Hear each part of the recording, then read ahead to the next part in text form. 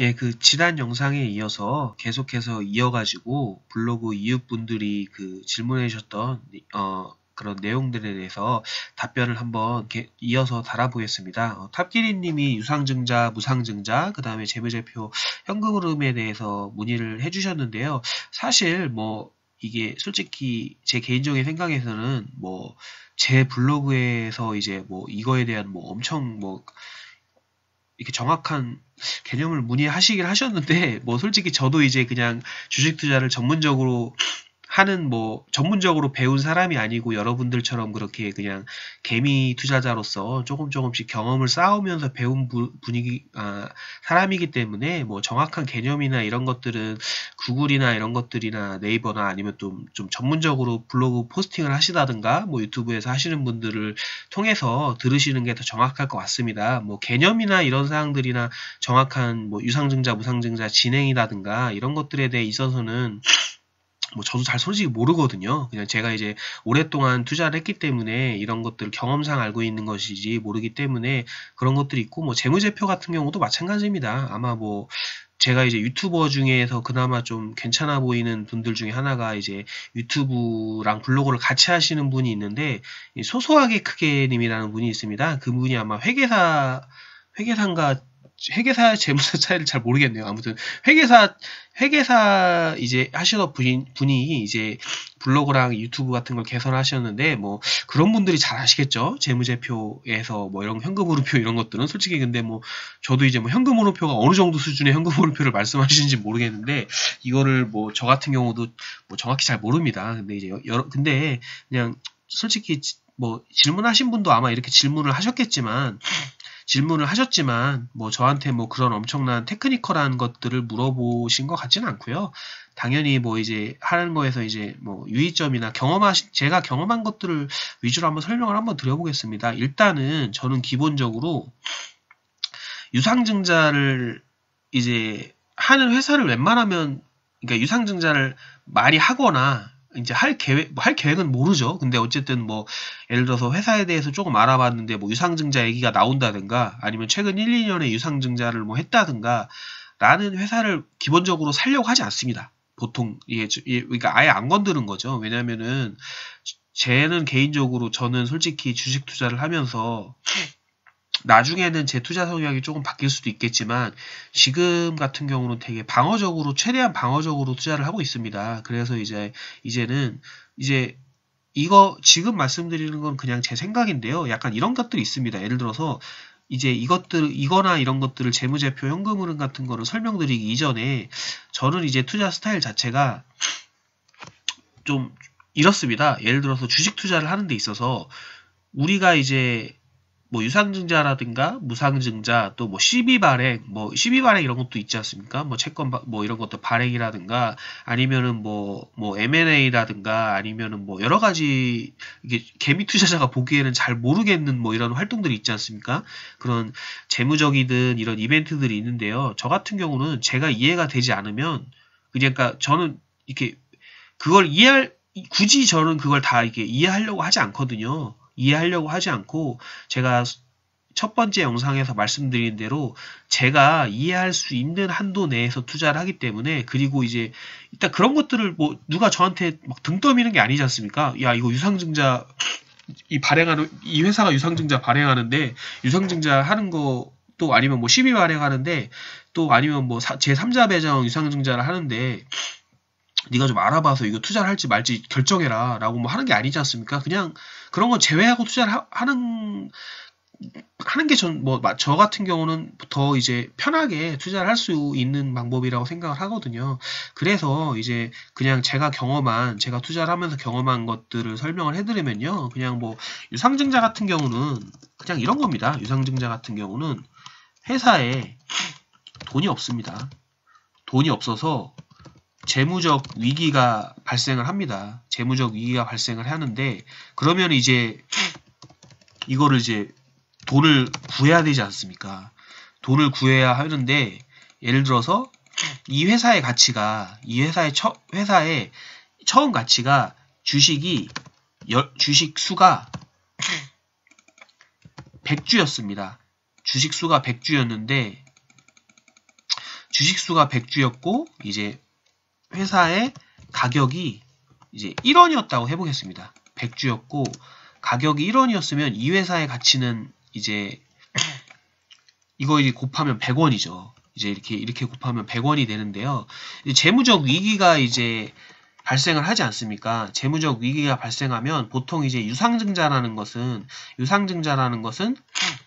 이제 주식을 더 발행하는 거죠. 기본 100주에다가 이제 플러스 30주를 더 발행하는 거죠. 30주를 더 발행해가지고 이제 예를 들어서 회사의 가격이 1원인데 그러니까 1원이 예를 들어 10원이라고 하겠습니다. 그럼 원래는 1000원이었고 회사의 가격이 10원이고 이렇게 하면 1000원이죠. 이렇게 원래 똑같이 이건 1000원이었죠. 근데 이제 30주를 더 발행을 하는 겁니다. 근데 30주를 10원에 발행을 하면 뭐 살 이유가 없죠. 뭐 시장에서도 지금 살 수 있는데 그러니까 이제 이건 7원에 주겠다 이러는 겁니다. 7원이 주겠다 이러면은 이제 30주를 7원에서 원래는 주식수가 100주였는데 이제 130주가 되겠죠. 130주가 되고 이제 회사 가격도 회사의 이게 이제 시가총액이죠. 시가총액이면 주식수가 100원짜리 주식수가 이제 10원짜리 주식이 100개여가지고 1000원이었는데 원래 지금 가치는 이거지 않습니까? 1000원 회사 가격 10원 곱하기 100원 곱하기 1000원 이렇게 해서 이거였는데 이제 유상증자를 하게 되면 원래 이건 그대로 있고 이제 30주를 더 발행을 하게 되고 이제 회사 가격은 이제 회사 가격이 아니죠. 주가죠. 주가가 회사 가격인데 이제 7원으로 싸게 더 발행을 하겠다라고 하면은 210원이 되지 않습니까? 73 210원이면 그러면 이제 산술적으로는 이렇게 해서 회사 가치가 1210원 올라가는 건 말이 안 되죠. 왜냐하면 이거는 뭐 회사가 이때 회사랑 변한 게 없지 않습니까? 변한 게 없으니까 이제 어떻게 되냐면 이게 어쨌든 이거는 이제 기존에 갖고 있었던 사람들이고 10원에 기존에 갖고 있었던 주주들이고 이제 물론 기존 주주 대상으로 보통 발행을 하는 경우가 많죠. 기존 대상 이 사람 이제 100주를 갖고 있는 사람이 한 주당 0.3주씩 뭐 권한이 있어가지고 뭐 이렇게 발행하는 경우가 많은데 어쨌든 이렇게 되면은 이것도 7원이 됩니다. 보통 회사 가격이 떨어지죠. 그래서 이렇게 뭐 700원 에서 210원 뭐 이런 식으로 되죠. 그러면은 얼마입니까 이게? 910원이 되는 거죠. 이게 떨어졌지 않습니까? 주식수가 이제 올랐는데 떨어진 거죠. 근데 보통 이런 경우가 많습니다. 물론 뭐 이제 이런 이제 이벤트가 이제 저도 이제 유상증자 같은 건 케이스를 피하려고 해도 이제 투자를 오래 하다 보면은 이제 제가 갖고 있는 회사도 유상증자를 하는 경우가 많거든요. 그럼 이제 복잡합니다. 이게 이렇게 돼서 7원이 되면은 이제 910원으로 1000원보다 떨어지지 않습니까? 그러니까 이런 경우는 유상증자를 받으면 이제 실패하는 거죠. 근데 유상증자를 받으면 결과적으로 안 좋은 거죠. 근데 이게 뭐 8원이 되는 경우도 있습니다. 8원이면 이게 800원이 되고 이제 240원 되는 거죠. 그러면 1040원, 40원 벌었네요. 그러면 뭐 이렇게 되고 아니면 다시 뭐 이렇게 운이 좋아가지고 이제 이렇게 됐다. 그러면은 이제 10원까지 맞춰졌다. 물론 이제 주가가 이제 유상증자 전에는 이렇게 됐다가 이제 이게 10원이었죠. 여기가 10원이었는데 유상증자 하면 이제 7원까지 발표한다고 하면 보통 유상증자 가격까지 떨어집니다. 7원이면 유상증자 가격까지 떨어졌다가 이게 여기서 이렇게 횡보를 할 텐데요. 여기서 이제 달라지죠. 여기서 만약에 상승해서 10원 위로 올라가게 되면 내가 이제 종목수가 30주가 30주로 이제 뭐 개개인마다 조금씩 다 늘었을 거니까 이제 이런 경우는 이득인데 예를 들어서 뭐 7원 밑으로 떨어지거나 뭐 이런 식으로 된다. 그럼 이제 이거는 손해인 거죠. 이거는 근데 그래서 이제 단타 하시는 분들이나 이런 분들이 많이 이런 걸 케이스를 연구하고 이 회사가 이제 재무적으로 좋고 이 회사의 성장성이 있으니까 예를 들어서 뭐 이 회사는 유상증자를 해도 이런 케이스가 될 거다.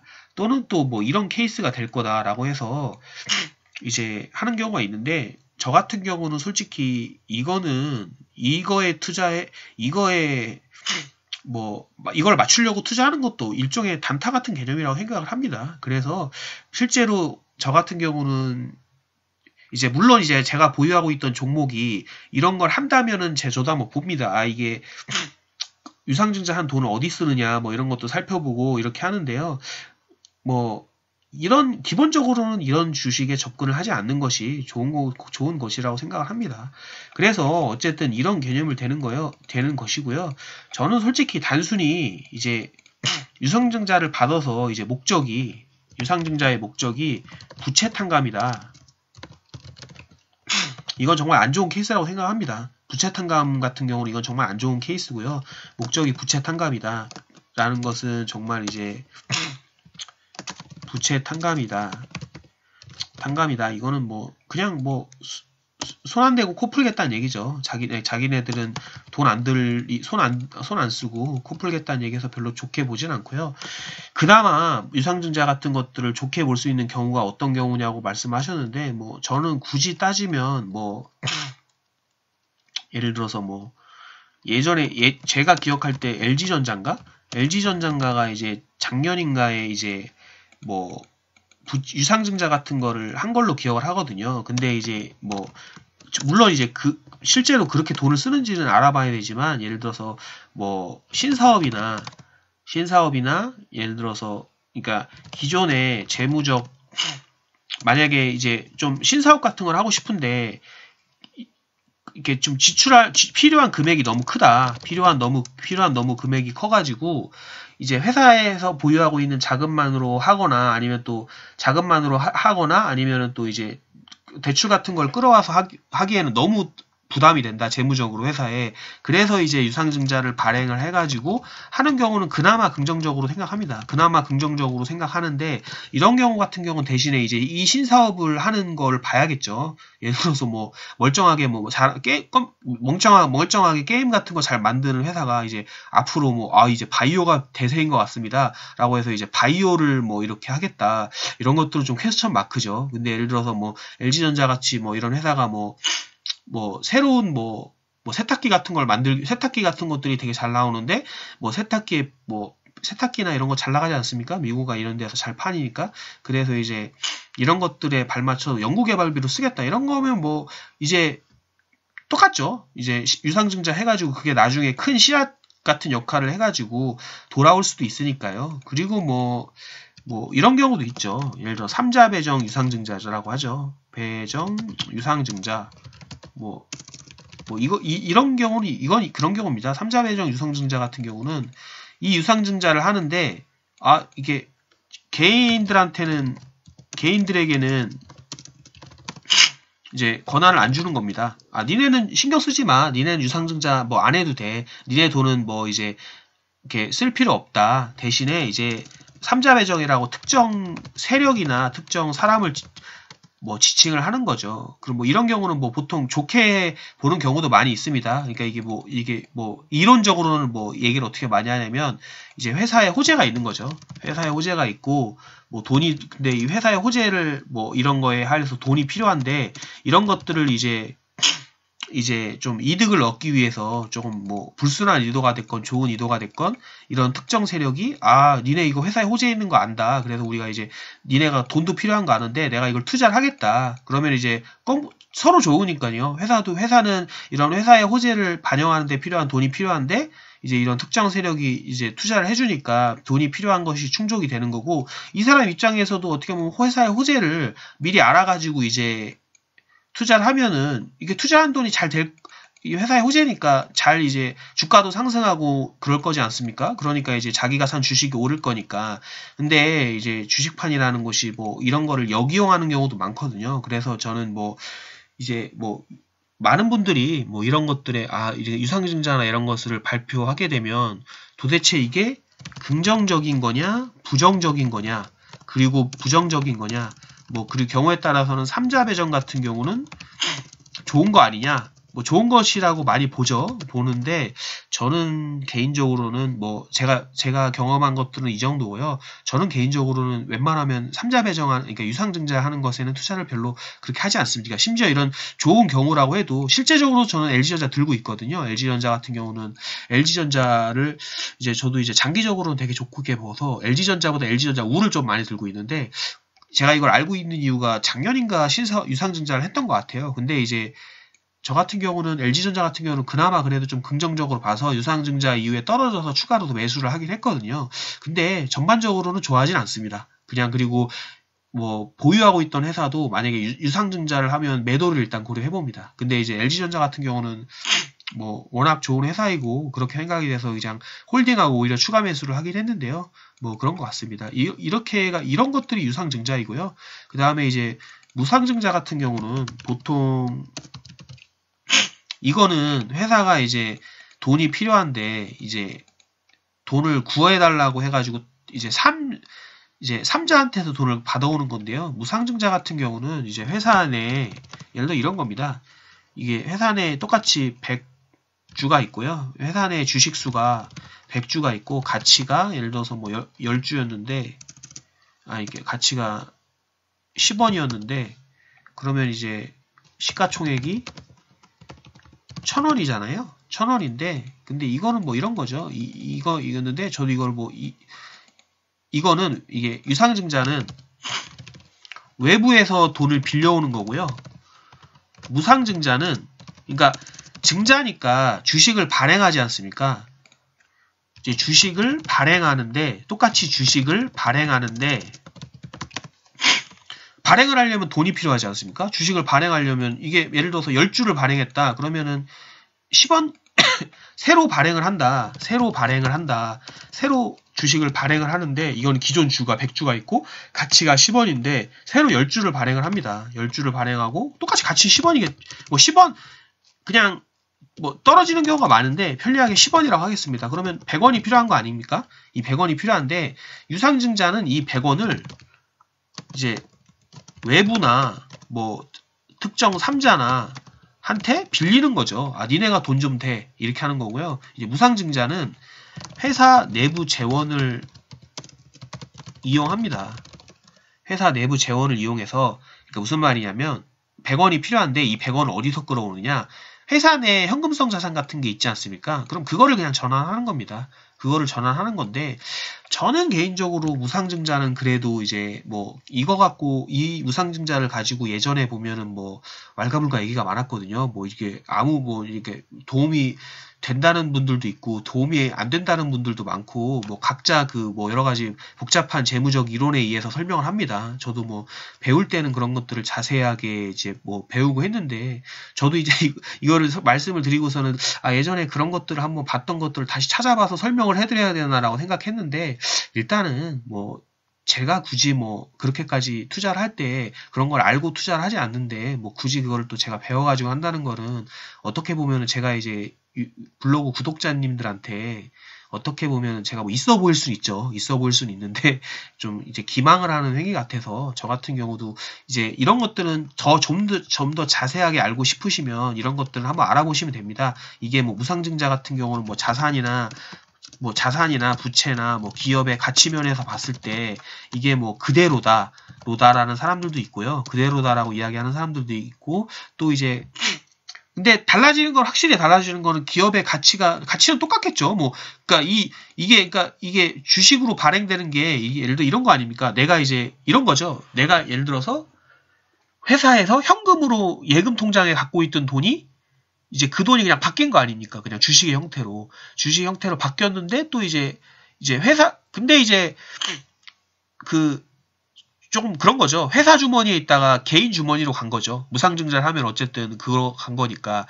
근데 이제 간 건데 어떻게 보면은 저는 개인적으로 그래도 주주들한테 환원을 해준다는 입장에서는 되게 좋은 것 같습니다. 그리고 이제 제가 이거는 뭐 이제 뭐 블로그 몇몇 분들만 아실 건데요. 제가 이제 뭐 아시지 않습니까? 한국 제2, 제234 한국셀석유라고 뭐 이렇게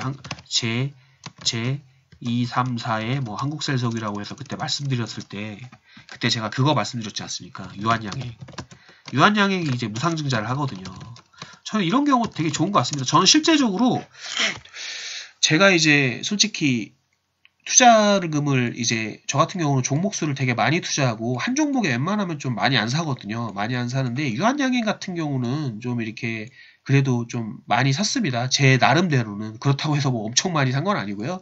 제 나름 포트비 중에서는 뭐 예를 들어서 뭐 약간 뭐 이런 느낌이죠. 뭐 원래는 보통 뭐 0.3%씩 사거든요. 0.3%나 막 1%씩 사고, 그러니까 포트 비중으로 봤을 때 한 종목에 뭐 1%씩 사고 0.3%씩 사고 막 이러는데, 유한양행은 그래도 이런 것보다는 많이 샀다, 이런 말씀을 드리는 거죠. 이런 걸 많이 드리는 건데, 유한양행 같은 경우는 이제 보유하고 계시면 20주당 한 주씩 그걸 주거든요. 무상증자를. 그러니까 예를 들어서 내가 유한양행이 20만원 정도 하거든요. 뭐 20만원 정도, 계산하기 쉽게 20만원 정도 한다고 하면 이제 20주가 있으면 얼마입니까? 400만원이죠.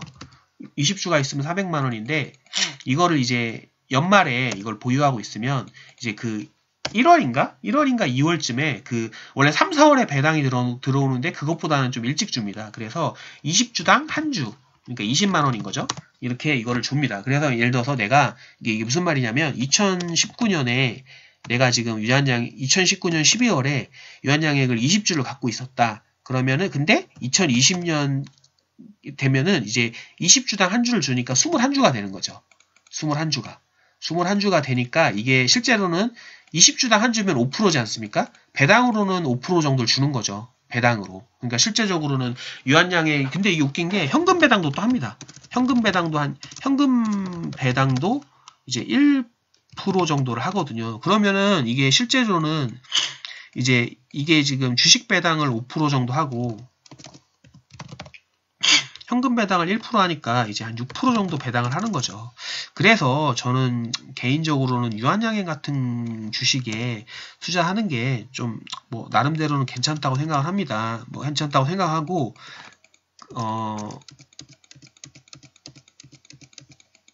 괜찮다고 생각을 합니다. 왜냐하면 뭐 6%면 엄청나지 않습니까? 그래도 6% 정도 배당이면은, 여러분들이 좀 착각하시는 것 중에 하나가 이제 뭐 연예인들이 빌라 같은 거, 이게 뭐 연예인들이나 뭐 부자들이 아파트나 아파트래, 상가나 건축물 가지고 있어서 이제 그러니까 뭐 건물주가 이제 조물주지 않습니까? 우리나라는 건물주가 조물주라고 해가지고 얘네가 뭐 엄청난 돈을 뭐 번다 막 이러지 않습니까? 건물 갖고 있으면 뭐 2억씩 번다. 근데 이게 뭐 예를 들어 1억씩 번다고 치면, 이게 1억씩 뭐 상가 임대료랑 이런 거에서 1억씩 번다고 치면 한 30억? 뭐 이런 건물 돼야 한 1억 법니다. 제가 알기로는. 그러니까 이게 실제로는 뭐 3, 4%밖에 안 됩니다. 그러니까 3, 4% 배당률로 따지면 그냥 돈이 많은 겁니다. 그러니까 무슨 말이냐면, 이게 착각하시는 게, 여러분들이 예를 들어서 뭐 이게 누가 뭐 서장훈님이나 뭐 여러 가지 건물주들이 막 배당 뭐 이렇게 건물 갖고 있어서 1, 2억씩 번다고 하니까, 이게 뭐 이 사람들이 진짜 뭐 이게 착각하는 게, 수익금이 큰 거죠. 수익금이 큰 건 맞는데, 수익금이 1년에 1, 2억씩 벌면 수익금이 많죠. 근데 수익률은 솔직히 뭐 자꾸 막 사람들이 좀, 일반인들은 잘 모르시는데 제 생각에 많아야 4, 5%입니다. 4, 5%. 뭐 제가 그렇다고 뭐 이걸 갖고 있진 않으니까 모르죠. 근데 제가 알고 있기로는 4, 5%라고 알고 있어요. 4, 5%라고. 그러니까 실제적으로 유한양행 투자하시면 6%면 진짜 엄청 큰 거죠. 근데 이거 4, 5%면 4, 5% 수익률인 거예요. 그냥 얘네는 가지고 있는 돈이 많아서 그냥 이 수익금이 많은 거지 수익률이 높은 게 아니거든요. 그러니까 뭐 워렌 버핏이 뭐 20% 수익률로 전 세계 제일 부자가 됐는데요. 아무튼 유산증자나 무상증자에 관련된 내용은 좀 이렇고요. 재무제표 현금 흐름 중에서 이제 중요시하게 생각하는 부분, 뭐 이런 것들도 솔직히 저 같은 경우는 뭐 재무제표 같은 거 뭐 다 이렇게 자세히 보진 않거든요. 근데 제가 재무제표 같은 걸 투자를 할 때 일단 저는 부채 비율 같은 경우는 100% 이하로 웬만하면 삽니다. 100% 이하. 제가 재무제표를 볼 때 제일 중요시하는 것은요, 부채 비율을 이제 100% 이하인 경우를 많이 보고요.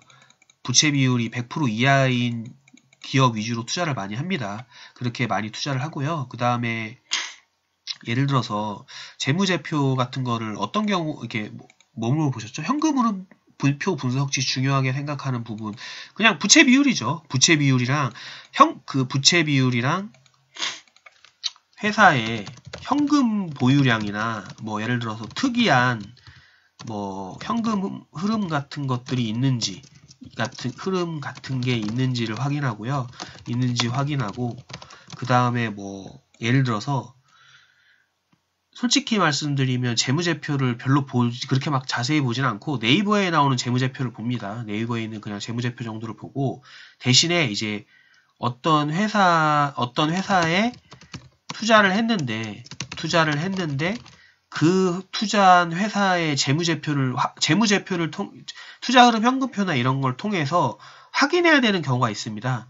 그거는 이제 그 포인트를 확인을 하죠. 예를 들어서 제가 말씀을 드리겠습니다. 예를 들어서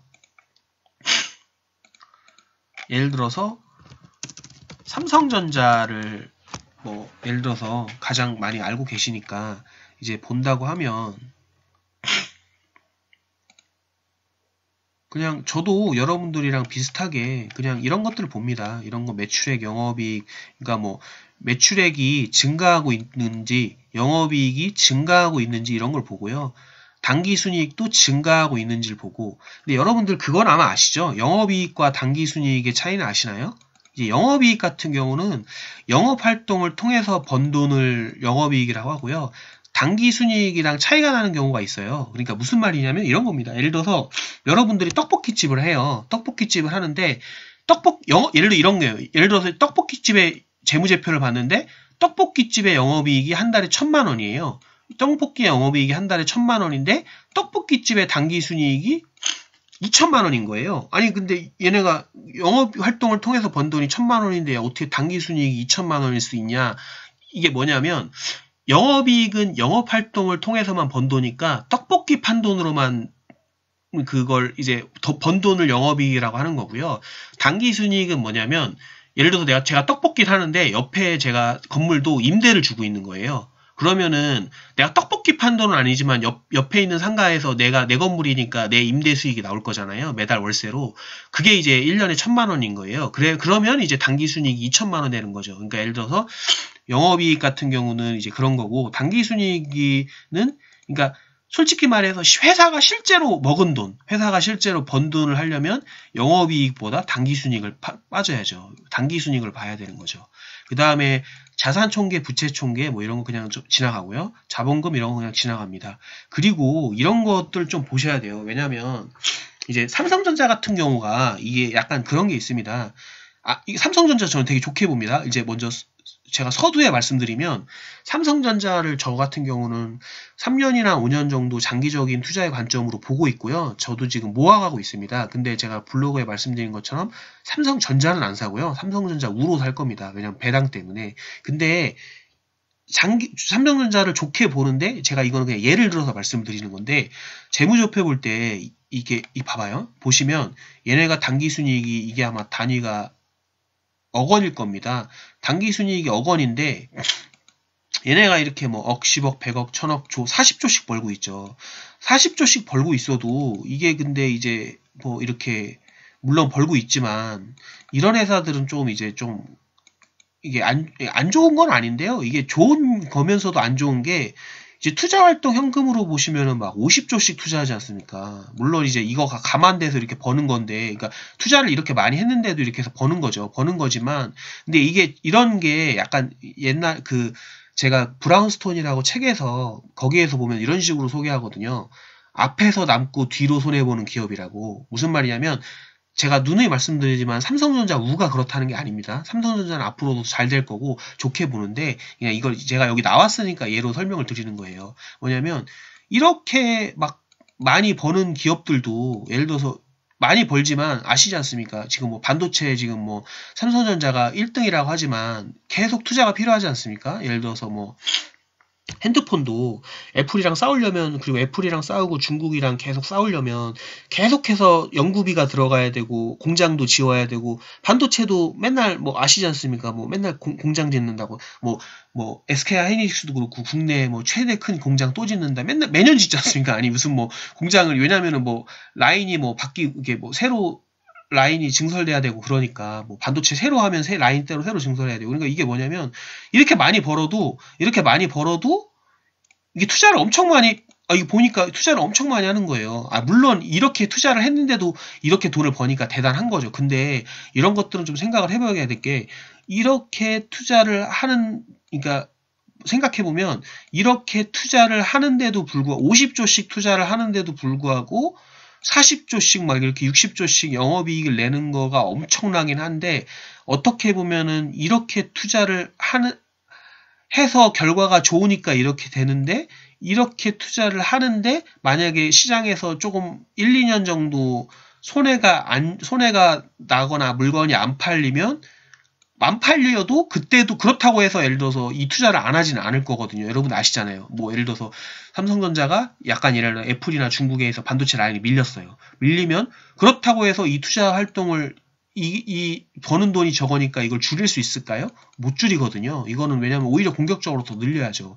그러니까 이런 경우는 좀 이제 난해한 거죠. 그래서 이런 점들 때문에 어떻게 보면은 이제 제가 알기로는 애플이 삼성보다 훨씬 더 좋은 취급을 받는 걸 수도 있습니다. 왜냐하면 애플은 공장이 없잖아요. 아니 뭐 제가 알기로 저도 뭐 정확히는 모르는데 제가 알고 있기로는 삼성전자는 이게 뭐 전 라인을 다 삼성 계열사에서 뭐 만드니까 좋다고 하는데 이게 어떻게 보면은 반대로 하면은 막 이제 반대로 보면은 이제 다 증설해야 되잖아요. 새로 바뀌면 다 해야 되고. 근데 애플 같은 경우는 다 뭐 중국 뭐 팍스콘인가 그런 데서 만들고 하니까 마음 안 좋고 뭐 이거 뭐 단가 안 맞으면 딴 회사로 바꾸면 되잖아요. 내가 막 공장 짓는 게 아니니까요. 근데 뭐 이 부분은 제가 좀 잘못 알고 있을 수도 있으니까 뭐 그거는 확인 한번 해보셔야겠지만 아무튼 이런 걸 투자 자금 이런 걸 설명드리기 위해서 제가 한번 말씀을 드렸습니다. 그리고 뭐 이자 발생 부채 이런 거 중요하죠. 이게 뭐 그러니까 이자 발생 부채라는 거 이제 얼마나 이런 게 많이 있나 이런 것들을 보고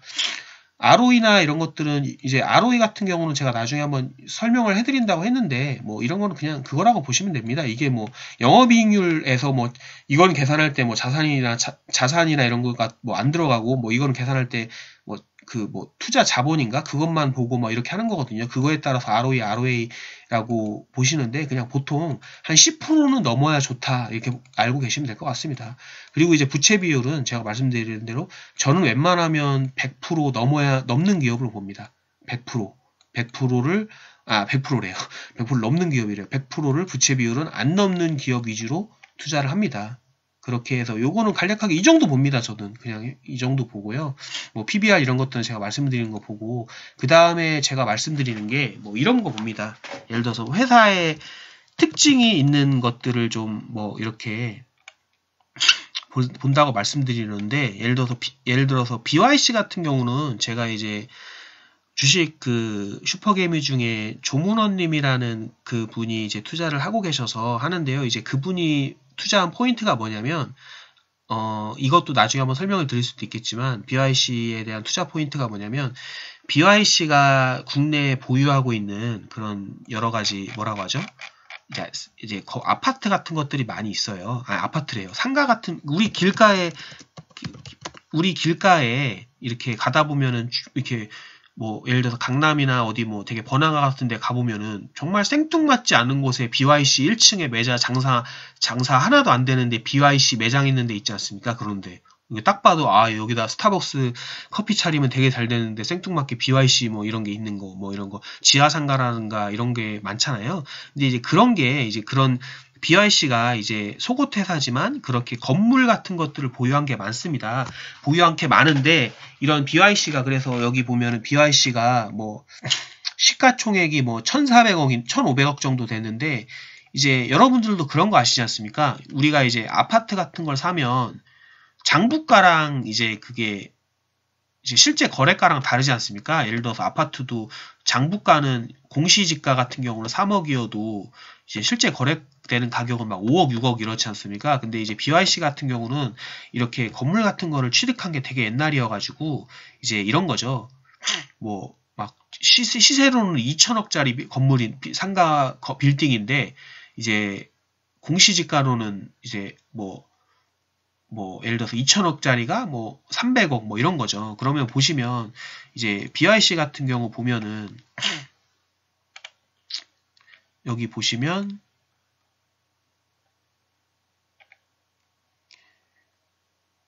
BPS가 48만원, 50만원 정도 되지 않습니까? 근데 이제 주가가 24만원이니까 반인 거죠. PBR이 0.5잖아요. PBR이 0.5인데 재밌는 게 이 PBR을 매길 때 이제 그런 자산 가치를 반영하지 않습니까? 근데 PBR이 0.5밖에 안 돼서 되게 낮은데 그 PBR도 실제 가치 부동산을 반영한 게 아니라는 거죠. 그러니까 무슨 말이냐면 2천억짜리가 500억으로 반영되고 막 이런 식으로 되게 낮게 반영됐는데 이제 그런데도 불구하고 근데 PBR도 0.5인 거죠. 그러면은 이게 만약에 실제로 공시지가 같은 것들을 다 반영하면 얼마겠어요? 예를 들어서 뭐 이런 거죠. 그러니까 시가총액이 1,500억인데 얘네가 가지고 있는 부동산 같은 거 더해 보니까 막 2조 그러니까 정확한 값은 아니고요.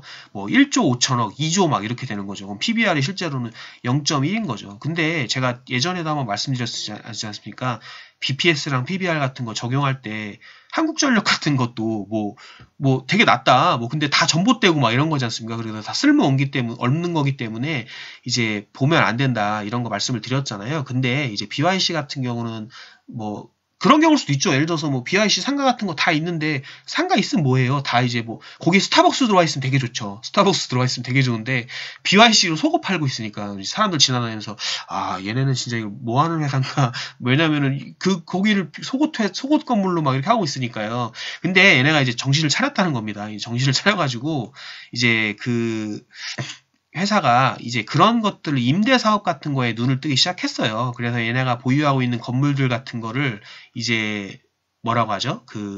이제 리모델링 하거나 막 새로 짓고 그러니까 걔네가 부동산 같은 거 보유하고 있는 걸 리모델링 하거나 막 새로 짓고 그래가지고 거기 이제 임대를 주는 거죠. 임차 같은 걸 줘가지고 거기를 이제 월세 받아먹고 상가 이런 거 받아가지고 이제 그 수익이 짭짤합니다. 예를 들어서 제가 알기로 이럴 거예요. 그래서 이제 그렇게 이제 예를 들어서 조문원 그 슈퍼개미님이 그렇게 얘기를 하셨어요. 근데 그렇게 얘기를 했는데 물론 이제 그런 걸 보고 이제 다 이제 뭐 예를 들어서 뭐 이게 뭐 공시지가도 정말 그럼 얼마짜리 아파트냐 이런 것도 저도 이제 블로그 통해서 알아봤는데 그런 걸 저희가 이제 뭐 회사원들이 다 어떻게 알아보겠습니까? 예를 들어서 뭐 이제 조문원님이나 블로그 같은 데 보니까 뭐 어디 가산 디지털 잔지에 얼마짜리 땅이 있는데 이게 공시지가는 500억으로 돼 있는데 뭐 실제로 부동산 가서 알아보니까 3천억이란다.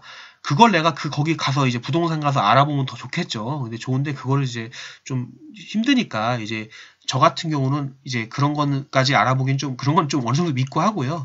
믿고 하고 이제 여기 보시면 반기 보고서 BYC가 이런 거 있지 않습니까? 그러면 진짜 얘네가 제가 그때 말씀을 드렸지 않습니까? 이렇게 어느 정도는 데이터 값들을 좀 확인을 해야 된다라고 말씀을 드린 것처럼 이제 재무제표 주석에 보면 진짜로 임대 수익으로 돈을 벌고 있는지를 확인해 보는 거죠. 그러면 이런 것들을 보면 왜냐면은 그 말씀하신 뭐 여기 보면은 이제 BYC의 이 종목 토론에 보면 안 나와 있지 않습니까? 이 영업이익이 지금 얘네가 뭐 2018년에 200억인데 2018년에 200억이고 이러는데 여기는 보면은 뭐 이게 양말이랑 속옷 팔아서 번 돈인지 임대업으로 돈을 버는 건지 모르잖아요. 그럼 이런 거는 확인하려면 물론 기사 같은 데도 일부 조금 나오긴 하지만 눈으로 직접 확인하시는 게 좋으니까요. 그래서 이런 것 반기 보고서 이런 것들을 이제 여기 보면 이제 전자공시 시스템 가서 요 BYC 반기 보고서 같은 걸 이렇게 보시면 재무제표 주석란이 있거든요. 재무제표 주석란을 있으면 이렇게 쭉 내려보시면 뭐 많이 있습니다. 이렇게 유동자산, 현금성 한번 보겠습니다. 현금 및 현금성 자산 얼마 있는지 여기 보면은 이게 얼마인가요? 원이잖아요. 단위가 원인데 현금 및 현금성 자산이라고 해서 일시, 백, 천만, 10만, 100만, 1000만억, 10억, 100억 한 300억 있네요. 이 회사의 시가총액이 얼마죠? 회사의 시가총액이 1,500억인데 300억이면 뭐 많은 편인 것 같습니다. 제 생각에는 300억 정도 있고 뭐 이런 거 봅니다. 이런 거 현금 얼마나 있구나. 매출 채권, 재고 자산 이런 거 있는데요. 뭐 이런 건 크게 뭐 저는 그렇게까지는 뭐 잘 보진 않고요. 뭐 여기 이렇게 쭉 내리다 보시면 뭐 읽어보면 좋습니다. 이런 거 하실 때 저는 뭐 그렇게까지 다 읽어보진 않는데요. 여기 보시면 이렇게 있지 않습니까? 영업 부분별 부분 정보 이렇게 해서 섬유 제품 팔아가지고 얼마를 벌었고 죄송합니다.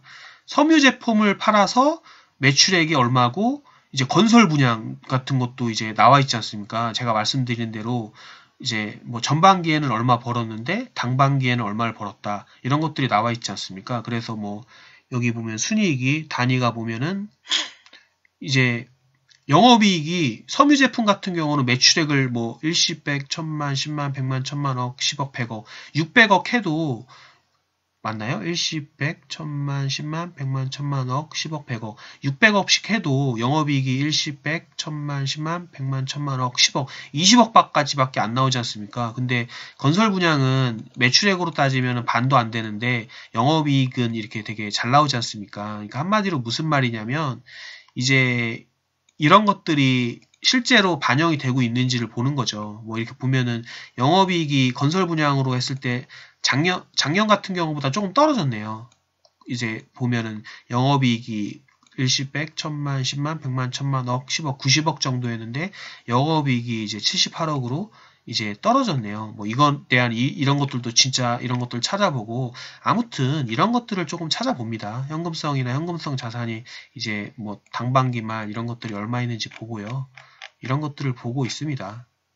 그리고 뭐 주식 같은 것도 얼마 갖고 있는지 이런 거 보고 그러니까 이렇게 뭐 전반적으로 다 보면 좋은데 저 같은 경우도 시간이 없고 하기 때문에 이제 이런 것들로 필요한 부분은 그래도 좀 찾아보는 편입니다. 이렇게 해가지고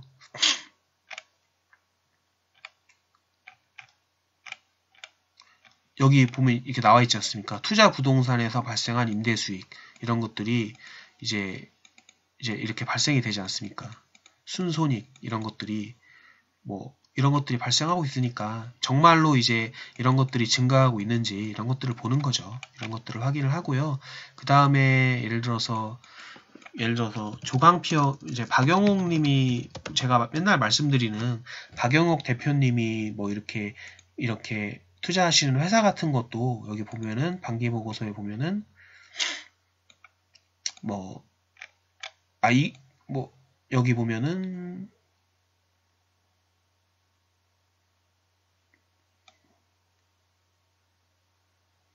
이 회사 좀 재밌는 회사인데요. 이제 박영옥님의 영향을 받아서 있는지 모르겠는데 이렇게 보면은 이제 조강피역은 이제 본업도 하는데 어떻게 보면 이 회사 자체가 주식 투자를 좀 합니다. 이제 회사 자체가 좀 주식 투자를 하는데 여기 보시면 이제 뭐 포스코 그 다음에 우리가 이제 많이 아는 워렌 버핏의 버크셔 해웨이 주식을 갖고 있죠. 한 200주 정도 갖고 있는데요. 이게 이게 째째하게 뭐 200주 갖고 있냐 이러는데 이 주식이 하나에 1억인가 뭐 이렇습니다. 그래가지고 여기 보시면 장부 금액이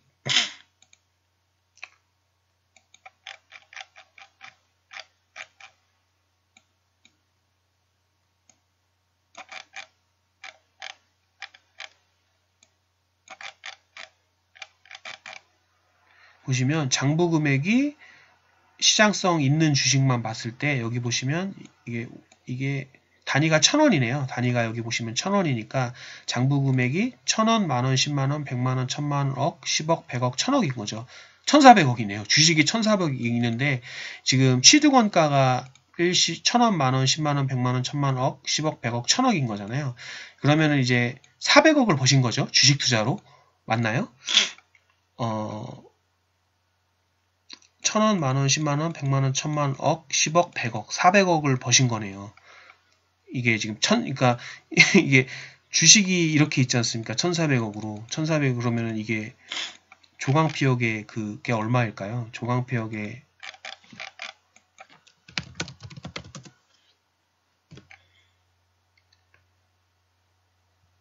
조강피역의 시가총액이 2530억인데요. 한 1400억 정도가 이렇게 있는 거네요. 근데 저는 이게 되게 재미있게 보는 게 버크셔 헤어웨이나 이제 애플 같은 경우는 지분이 이제 뭐 저는 개인적으로 되게 좋게 보고 있거든요. 그 다음에 이제 이런 포스코나 뭐 이런 광주 신세계나 이런 건 모르겠는데요.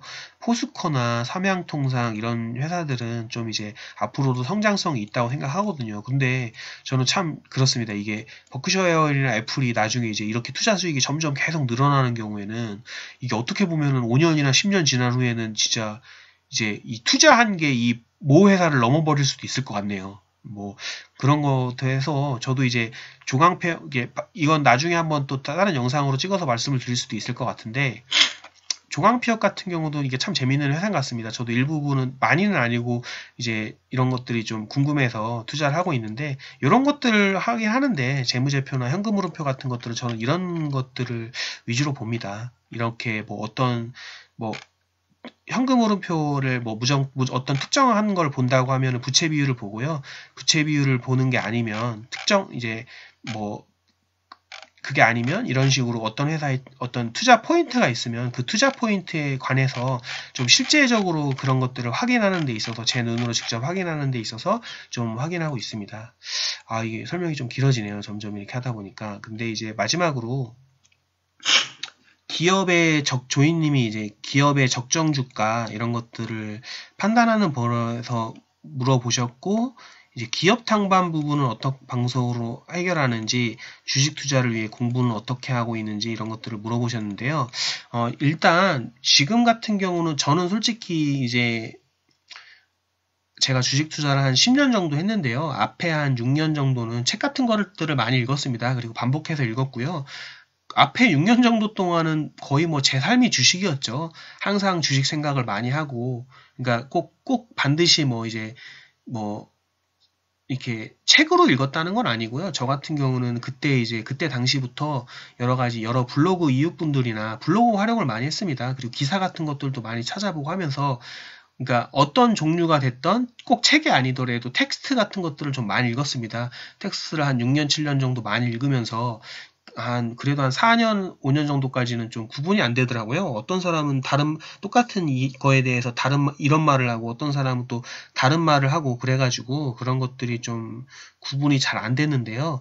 구분이 잘 안 됐는데, 이제 그렇게 많이 한 4년, 5년 정도 읽어보고, 그 다음에 그 사람들이 말하는 거에 대해서 검증하는 좀 시간들을 가졌어요. 뭐, 예를 들어서, 2, 3년 전에 누가 이런 말을 했는데, 그게 정말로 실현되냐? 이 사람들이 이렇게 설명해 주는 게 맞냐? 라는 것들을 하나하나 이제 찾아보고 확인해보고 그렇게 시간이 지나면서 좀 이제 실력들이 늘었던 것 같습니다. 그래서 앞에 한 6년 정도의 시간은 그냥 여가 시간은 보통 주식 공부를 많이 했다고. 근데 저는 그게 뭐 공부라고 느껴지진 않았기 때문에요. 그냥 이제 찾아보는 거니까요. 그렇게 느껴졌고 재밌게 했던 것 같습니다. 그리고 지금은 공부를 한다기보다는 어떻게 보면은 이제 공부도 조금씩은 하지만 마인드 컨트롤의 개념으로 해가지고 뭐 독서들을 보고 여러 가지 이제 뭐 투자의 한 끗 키포인트 같은 것들을 좀 배우려고 많이 하고 있고요.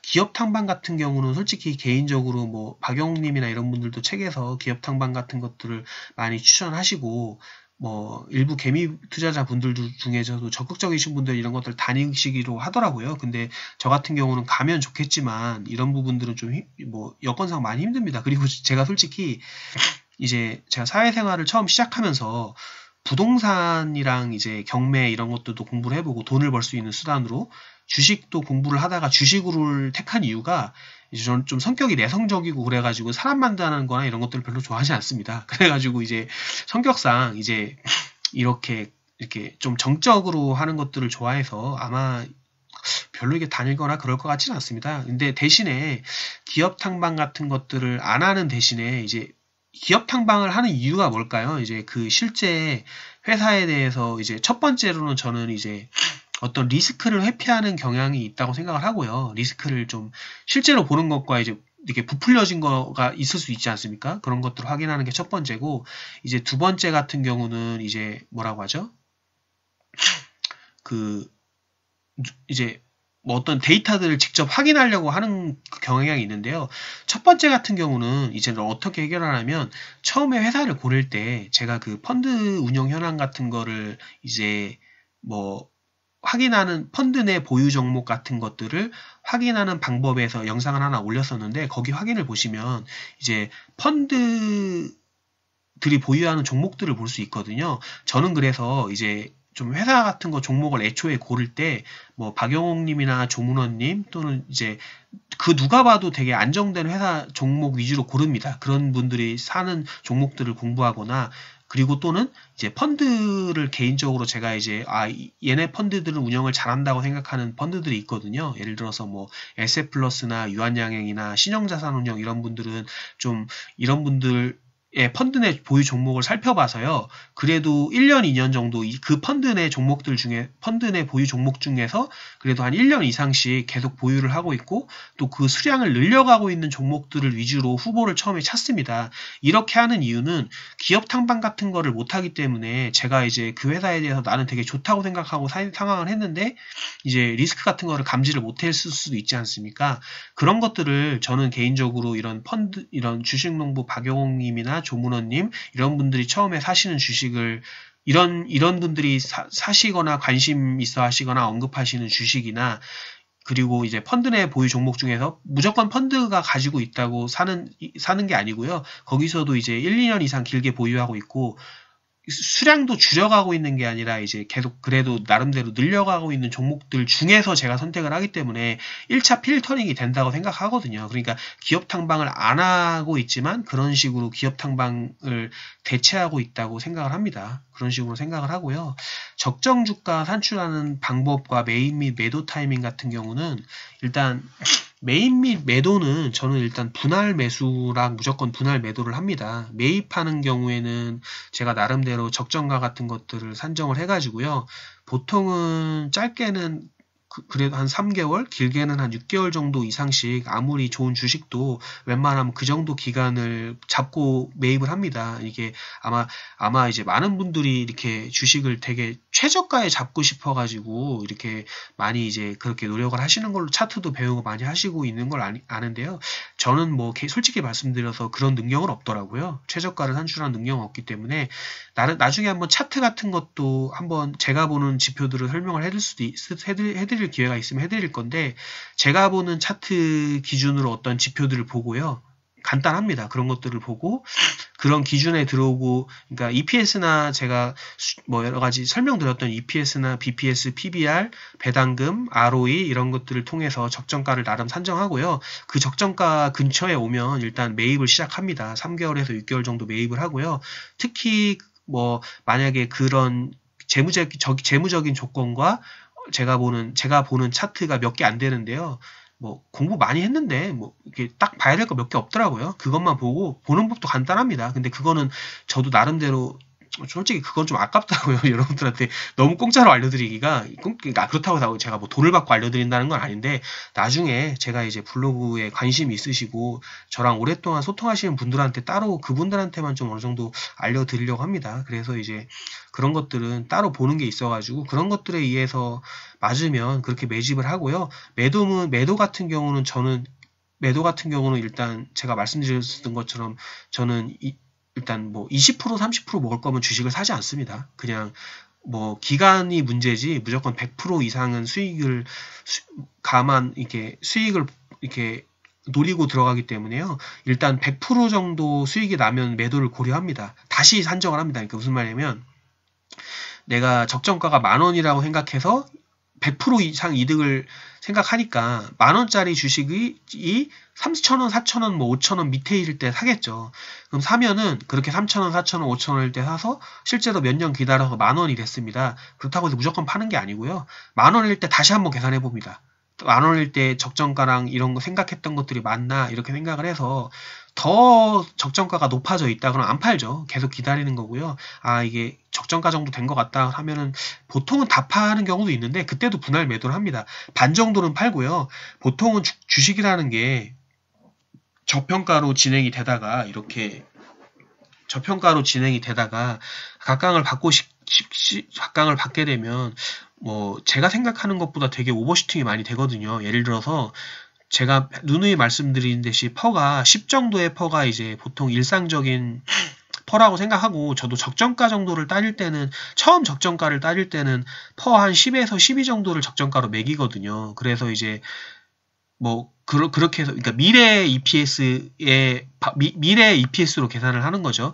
미래 EPS로 계산을 해가지고 그렇게 하는데 그렇게 계산을 했을 때 뭐 그렇게 하고요. 미래 EPS로 계산할 때 펄을 그렇게 산정해서 그렇게 하고요.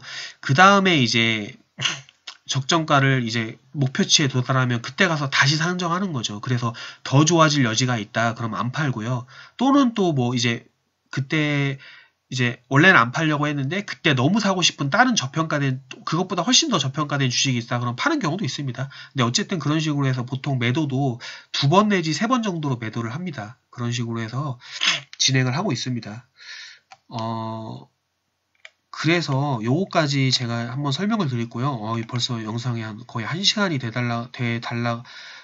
가려고 하는데 일단은 여기까지 저희가 영상을 찍고 제가 조이님이 말씀하시는 요거 매도 및 메인 및 매도 타이밍 및 그 다음에 물어보신 것 중에 제가 회사를 한번 물어드린 하나투자증권에 대해서 이렇게 적정가 산정하고 이런 것들은 제가 다음 영상에서 한번 설명을 다시 드리겠습니다. 이 영상이 그것도 또 길어지니까요. 그리고 이제 이게 아마 2번째 영상일 건데 3번째 영상에서는 일단 요거 영상들을 먼저 찍어서 올려드리고요. 3번째 영상에서는 이 하나투자증권 이거 분석이랑 적정가랑 이런 것들 제 경험 사례를 들어서 한번 설명을 드리고 그 다음에 이제 3번째 영상에서는 제가 개인적으로 이제 블로그 이웃분들과 공유하고 싶었던 주식 투자에 대한 좀 진솔한 이야기를 해보도록 하겠습니다. 제 개인적으로 생각으로는 제가 유튜브를 이걸 한다고 해서 솔직히 말씀드려서 많은 사람들이 보실 것 같지 않고요. 제 생각에는 그냥 지금 이렇게 관심을 가져주시는 이런 분들한테 이제 이런 분들이 보실 것 같거든요. 이런 분들이 보실 것 같고 제 생각에는 제 블로그 이웃 분들 중에서도 이제 이거 올리면 이 영상을 이제 첫 번째, 두 번째 올리면은 대부분의 분들이 첫 번째 영상 보다가 마시고 이제 두 번째 영상도 이렇게 보시겠습니까? 끝까지 다 보시겠습니까? 근데 이제 저는 개인적으로 이제 제가 이제 블로그를 하다 보니까 또 그런 것들이 있더라고요. 이제 물론 이제 다 블로그를 제 블로그를 다 이웃 추가하셔가지고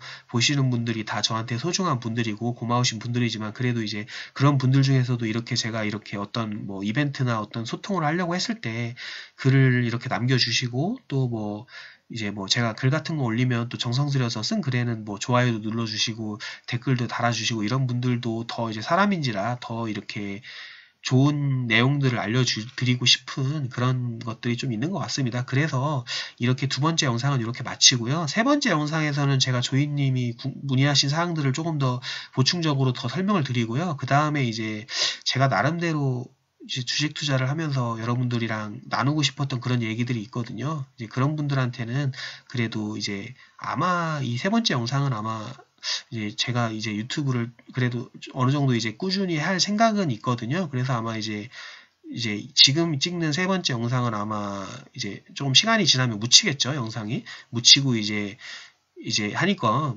다른 분들은 안 보실 거라고 생각해요. 그래서 이제 그러니까 그때 최신 영상을 보시겠죠. 그래서 이제 이 영상엔 그래도 나름대로 저를 좀 좋아해 주시고 제 투자관에 대해서 조금 이렇게 좋아하시는 분들에게 도움이 될 만한 것들을 저도 좀 이제 아낌없이 한번 나눠드려서 찍어보고자 하겠습니다. 예, 그러면 마치고요. 다음 영상에서 뵙겠습니다.